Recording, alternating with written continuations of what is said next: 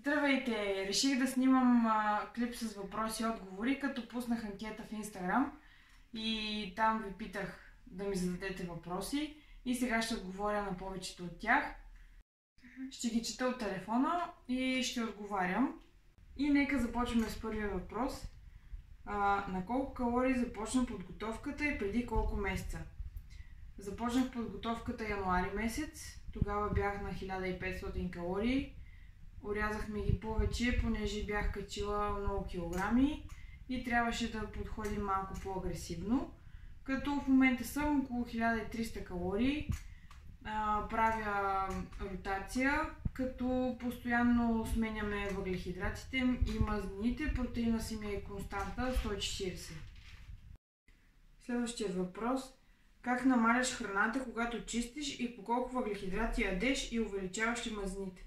Аз казах преди малко, че правя въглехидратна ротация и въглехидратите и мазнините почти всеки ден са ми различни и варират.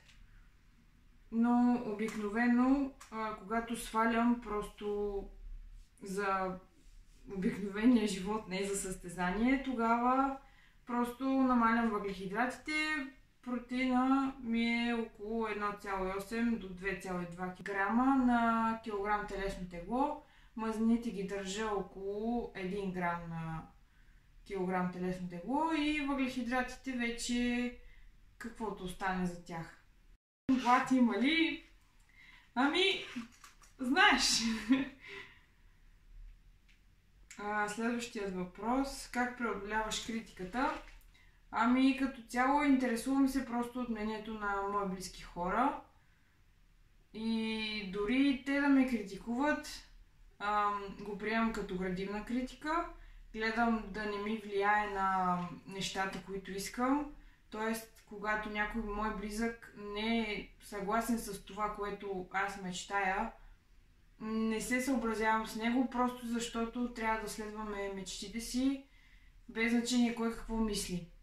Следващ въпрос. Правиш ли лек? В момента не. В принцип обичам да правя, но в подготовката си не виждам смисъл да правя лек. Следващия въпрос. Коя ти беше най-трудната част по време на подготовката? Като цяло аз съм на моменти ми е трудно да отида да тренирам, просто защото съм адски изморена.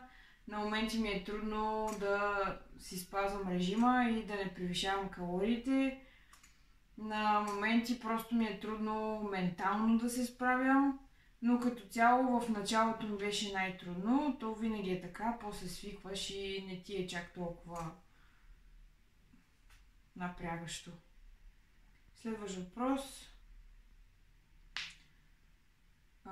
Кои са храните, които най-често консумираш последния месец преди самото състезание?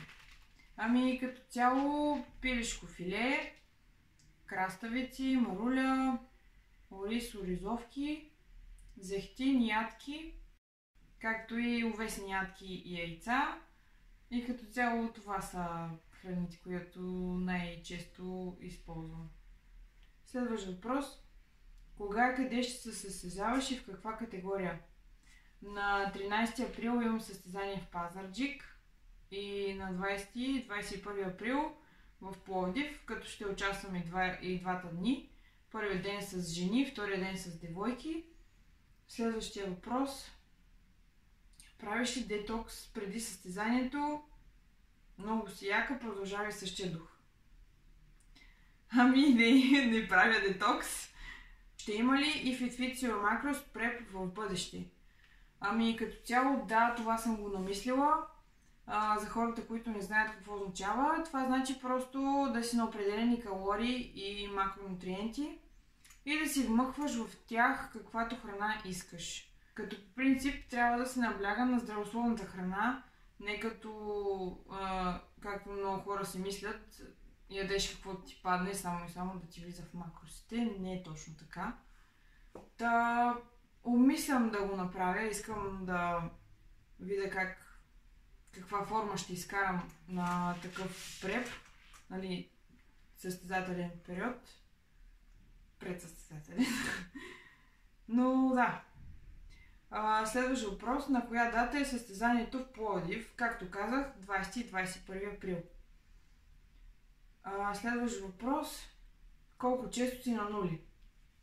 Ами, различно. Веднъж 2 пъти седмично, като миналата седмица правих 3 нули една след друга, просто защото изпробвахме нещо. Следващ въпрос. Кое ти е най-трудното, докато стигна до тук? Ами, аз ви казах, че съм на моменти. Колко време ти отнема за една подготовка за състезанието? Ами, първата ми подготовка беше 5 месеца. Сегашната подготовка е 4. Като цяло мога да се подготвя и за по-кратко време. Просто бях качила много килограми, както казах по-напред в клипа. И затова пак толкова време, иначе да. На колко въглехидрати си и правиш ли зареждане и на колко дена? Пак казвам, на различни въглехидрати съм почти всеки ден и правя зареждане, но през различен период от време, не мога да кажа точно. Покажи си физиката в момента. Ами в Инстаграм мисля, че има достатъчно мои снимки на физиката ми. Аз качвам там почти всеки ден.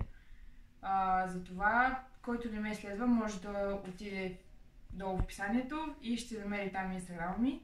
Просто не искам да показвам цялостната си визия, за да имам поне малко интерес от страна на хората, нали? Просто да бъде като малка изненада.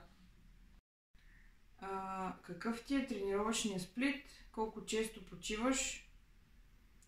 Ами, имам 4-дневен тренировъчен сплит, като петия се води почивен, но всъщност правя корем и кардио. Първият ден ми е крака с акцент дупе, после имам гръб и задно рамо и корем. Следващия ден имам акцент рамо с бицепс и трицепс. И четвъртия ден отново имам крака с акцент дупе. И този тренировъчен сплит го повтарям. Колко често правиш кардио? Ами правя кардио, нали, както казах, в петия ден от сплита. Тогава имам 1 час и по половин час при горната част, която ми е във втория и в третия ден. Какви добавки пиеш? Ами в началото ползвах протеин на прах, като си го слагах в овеса, обаче сега не го ползвам. БЦА също пиех по едно време, сега спрях. Ама ги пия просто защото са ми вкусни и не защото очаквам нещо вау да стане. Също пия магнези и витамини А и Е и омега-3.